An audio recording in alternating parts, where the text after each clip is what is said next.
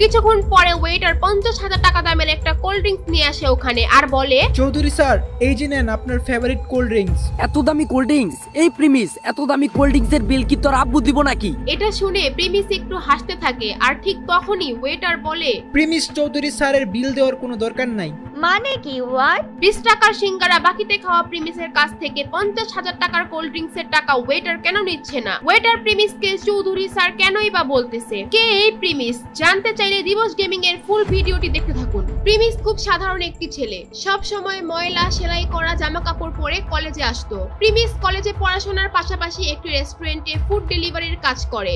সেখানে সে মাত্র 8,000 টাকার বেতন পায়। আর মজার ব্যাপার হলো, প্রিমিস যে কলেজে পড়ে সেখানে তার একটি গার্লফ্রেন্ডও ছিল আর তার নাম হলো সুনাইরা। তো একদিন সন্ধ্যাবেলা যখন প্রিমিস তার ফুড ডেলিভারির কাজ শেষ করে বাসায় যাবে, ঠিক তখনই তাদের রেস্টুরেন্টে একটি অর্ডার আসে।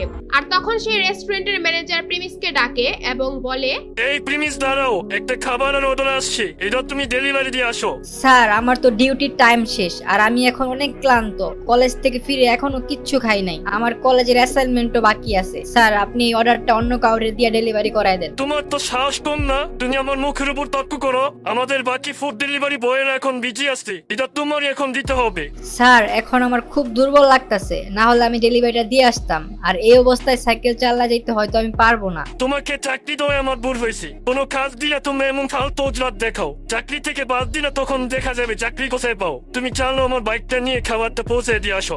আচ্ছা ঠিক আছে, আমি যাচ্ছি। প্রিমিস এই ক্ষুধার্ত শরীর নিয়েও খাবার ডেলিভারি দিতে রাজি হয়। যদিও তার কাজের সময় শেষ হয়ে গিয়েছে, তারপরেও ম্যানেজারের কথায় তার চাকরি হারানোর ভয়ে সে যেতে বাধ্য হয়। তাই সেই কথা চিন্তা করে রেস্টুরেন্ট থেকে খাবার নিয়ে বের হয় ডেলিভারি দেওয়ার